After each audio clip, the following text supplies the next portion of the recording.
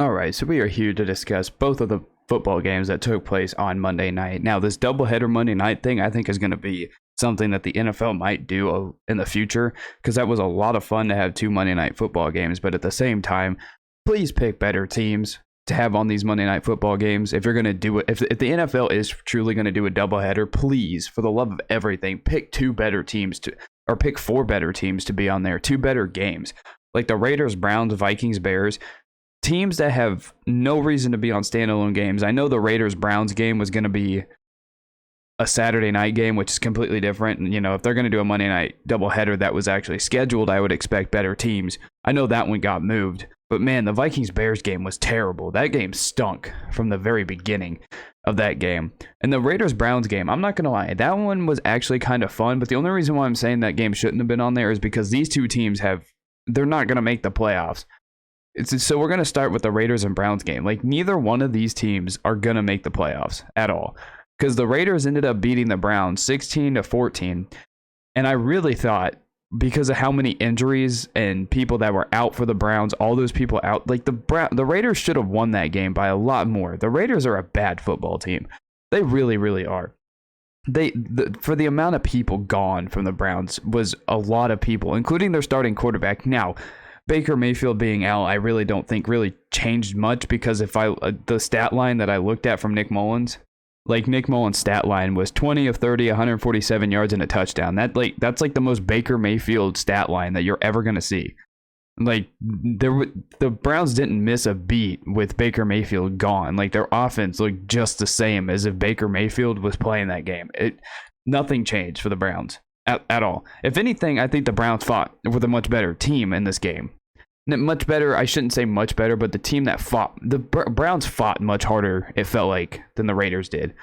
Because they had their starting quarterback gone, their entire secondary was gone. Their secondary definitely stepped up for the Browns in this game for how many people that were out, which is a huge credit to that team for getting them prepared. So even with all these guys gone, I guess that couple extra days helped the Browns prepare. I know Raiders fans are going to be mad, but they still won the game. Even though I think Derek Carr stinks, I think their offense stinks, and I think just as a whole, the Raiders are a bad football team. But I mean, if the Browns, they like I said, they played tough. The first half was a bit of a struggle, I'd say, because Peoples-Jones was dropping a few passes. Nick Mullins was playing as well as he could have with the situation that he was given. Like when the receivers aren't making catches, one of the catches early on in the game would have really changed the momentum of that game real soon. And who knows how that game would have turned out if Peoples-Jones would have caught that pass early on in that game, because they could have gotten 3 on the board early on. And their defense played very well. The Browns defense was great in this game.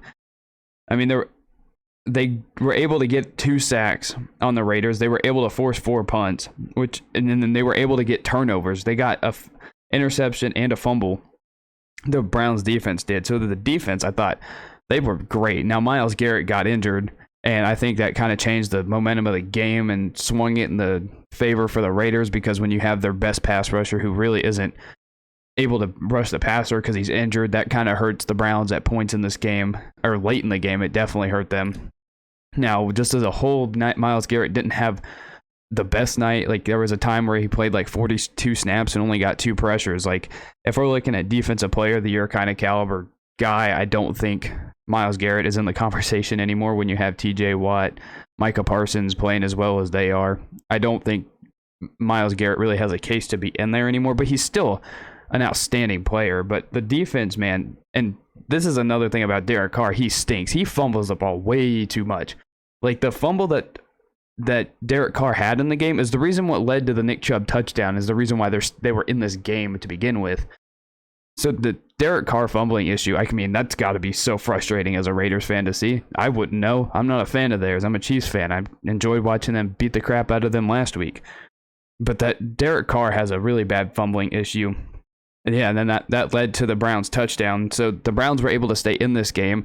Nick Mullins late in that game was able to help the Browns drive down the field in the fourth quarter. He had a great fourth quarter, drive the guys down the field, get a touchdown. They had a lead at one point in this game. And then Peoples-Jones definitely stepped up. Like, he struggled early on. He definitely stepped up and played much better in that fourth quarter. So the Browns, as with Baker out, I don't think they necessarily missed a step.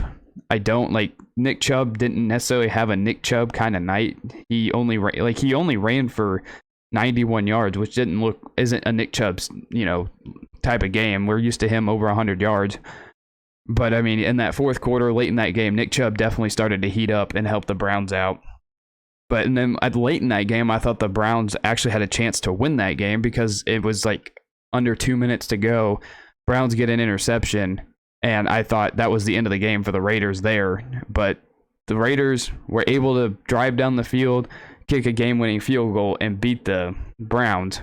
And this game wasn't impressive by the Raiders because if you look at the Raiders' remaining schedule, they played Denver, Indianapolis, and Los Angeles, the Chargers. Yeah, they're losing 2 of those games. They're not making the playoffs. The Browns, I don't expect to make the playoffs either. They play Green Bay, Pittsburgh, and Cincinnati. I mean, they're probably going to lose 2 of those games and then miss the playoffs. Like, these 2 teams are not playoff caliber teams. Now, for the Browns, I think it has a lot to do with their injuries. But the Raiders, I just think it's because they choke and then all the crap that they've dealt with this year. So the Raiders can never put a full season together and be good to begin with. Now, the next game we had on Monday, we had the Vikings defeating the Bears 17-9. This game was terrible from the beginning. Like, this game stunk. I don't really have anything great to say about either one of these teams, except for the fact that I think the Bears defense is absolutely insanely good. They were unbelievably good in this game. They were able to get 4 sacks on Kirk Cousins. They held Kirk Cousins to 87 passing yards, which Kirk Cousins in primetime is an absolute joke. These teams being in primetime is a joke. Like, please, for the love of everything, never put the Bears or the Vikings in primetime ever again until they can get their crap together. Because the Bears have been on primetime like 4 times this year. Week 1, they were in there against the Rams. They played the Steelers. They played the Packers. And then they played the Vikings. Like, please, never put the Bears on primetime again. They got exposed for how bad of a team they are. Matt Nagy's going to get fired after this season. He was fired up. I mean, the refs were terrible at times in this game. They were absolute garbage. Definitely at times in this game. I mean, Matt Nagy was rightfully upset with the refs in this game because they were stupid, they were brain dead. There were some of the challenges that he shouldn't have had to throw, but it is what it is. Like, I know he was fired up. I know he was trying to be there for his guys, but I don't think that changes the fact that the Bears were just terrible in this game. Justin Fields, I thought, had a very, very good game. I think he, especially in that fourth quarter when he started to heat up a little bit, he played a lot better in the second half. But man, Justin Fields definitely has a lot of things to work on. Like, he almost got himself killed on one of the plays because he doesn't know how to slide. Like, he slides like people said he's going into second base, which it completely looks like. He needs to stop doing that. He's gonna get himself very hurt in one of these games. He just can't do that. And then he just takes really stupid sacks. Like, instead of throwing the ball away or doing something different, he just takes a sack and loses yardage on every single play. That's going to lose the Browns, or not the Browns. That's going to lose the Bears a lot of games. And it has all year. Like, the Browns are just a bad team. I don't know why he said it's going to lose them games. They're just a bad football team. They're undisciplined. Like, one of their players... Like, I know they were trying to protect Justin Fields on one of the plays where he was thrown out of bounds by one of the Vikings players, but then he just starts to pick a fight with the Vikings. And I'm just like, I get you're trying to protect your quarterback, but in a time like that, you can't afford a penalty like that. You can't. The Browns were the Bears, I don't know why I keep saying the Browns. The Bears were terrible in this game. There's really nothing good, like I said. And there was a whole bunch of bad situations all night long that, you could have seen for the Bears that could have turned the tide, because Damian Williams was able to block a punt. They were able to get a short field. And then right after they blocked that punt, they ran 4 quick plays, go 4 and out, and then give the ball right back to the Vikings. Like, that was just terrible management. And then the 4th down play that they ran whenever they did get to that 4th down was just pitifully bad. That was just, no one was ready. There was nothing good about that. If they had it, they should have called a timeout at that point in the game. Like, that was terrible. I don't know what that was. And that's another reason why Matt Nagy might get fired. It's because you put your guys in a situation where you probably could have taken the points and still had a chance to win because your defense was stepping up all night long and playing great. So that was just terrible. And then the Bears were able to, soon after that, they were able to make the Vikings go 3 and out. and then they muffed the punt. And then the Vikings get the ball right back. So there was nothing good other than the Bears defense in this game. And Kirk Cousins didn't do anything. Like, Kirk Cousins in primetime is an absolute joke. He went 12 of 24, 50%, only 87 yards. I mean, he did have 2 touchdowns, but one of those drives was completely aided by terrible calls by the referees. Like, one of them was a late hit. Well, one of them was a low block that wasn't a low block on the Bears at all. That completely killed the momentum of that drive. I think that was the drive where they said he blocked or went for a low block or whatever, but really he was trying to make a tackle and they called a penalty, and it was like 3rd and 17 or something stupid like that. And it continued the drive for the Vikings. And then after that, there was I think it was that same drive. It may not have been. It may have been a different point in the game. But then there was an unsportsmanlike late hit. No, it wasn't an unsportsmanlike. It was a personal foul late hit or defensive player hit, whatever it was. That wasn't a penalty on the Bears. So the Bears were getting shafted by the referees the entire game. And then there was a spot issue that Matt Nagy was mad that he had to throw a challenge flag, which he shouldn't have. Like, the referees in this game were just completely terrible. But it doesn't take away from the fact that the Bears were just terrible in this game. Absolute jokes. Like, Robert Quinn and Hicks, they should just get the heck out of Chicago.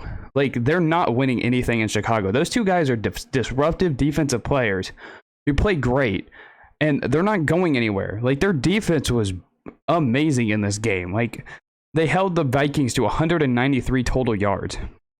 Dalvin Cook did nothing in this game, and they still lost this game. I mean, turnovers didn't help. Justin Fields had some bad fumbles in this game, and that doesn't help. Justin Fields definitely has ways to get better, but I don't think this is all on Justin Fields. Like, he has no weapons, it feels like, to throw around to him. His offensive line stinks. There's nothing good about the Bears on offense. Absolutely nothing. And I don't think it's on Justin Fields. And it's on Matt Nagy. Like, the Bears just stink on offense. They are a terrible team. And I had to watch the highlights again to make sure my opinions on this game stayed the same. Like, the Vikings sucked in this game. The Vikings sucked. Offense was bad. And if the Vikings as a whole just had a competent quarterback, this game probably wouldn't have been close. But you could say the same for the Bears. If the Bears literally had a little bit better play on offense, this game wouldn't have been close. It would not have been close. If the Bears could have literally a little, and then the turnovers. Because the Bears were able to drive the ball well in this game, I felt like. It was their red zone offense was just a joke. Their red zone offense was abysmally bad in this game. It was painful to watch. There was nothing good about it. Neither one of these teams are all making the playoffs. I think the Bears are finally eliminated from the playoffs. There's just got to be some things that change in Chicago. Their defense is great, but something's got to change on their offense. Like, Justin Fields on his 2 primetime games that he's played on Monday Night Football this year was very solid, very good. But there's just something about the Bears offense, whether it's penalties all the time, whether it's bad turnovers, or just bad situational play calling where you're going for it on 4th and 1 and you're not even ready for the play. Like, there was absolutely nothing good about this game that came from the Bears. There's nothing good that came from the Vikings either. Kirk Cousins stinks. I don't know why they keep putting him on primetime. I guarantee you next week he's going to go out and throw for 400 yards and 3 touchdowns. You know, I know he's playing the Rams, but it's not a primetime game next week, so it's just, I don't understand Kirk Cousins, how he chokes under pressure every single time. And he was lucky he was playing the Bears and how incompetent they were on offense in this game. Or this game wouldn't have been close, and the Vikings probably lose this game. Because I don't even think the score for the Vikings is even favorable in them. Because on one of their drives, they were aided by terrible officiating. So this game was a joke. This game should have never been on Monday Night Football. Please never put these teams on Monday Night Football again. I like Justin Fields. I do. And I like Justin Jefferson on the other side for the Vikings. I think he's an elite quarterback or wide receiver. But these teams are just terrible. And I like the defense of the Bears. I like Robert Quinn. I like Hicks. Those 2 guys are just amazing. They don't play Hicks enough. They think they throw him off the field all the time for some reason. But this game stunk. I hope if they do in the future have 2 Monday Night Football game, a doubleheader every single week, I hope they pick good teams to put on Monday Night Football, because we can't be having this garbage. I know one of them was because it was supposed to be on a Saturday, but we cannot have this garbage. You just can't.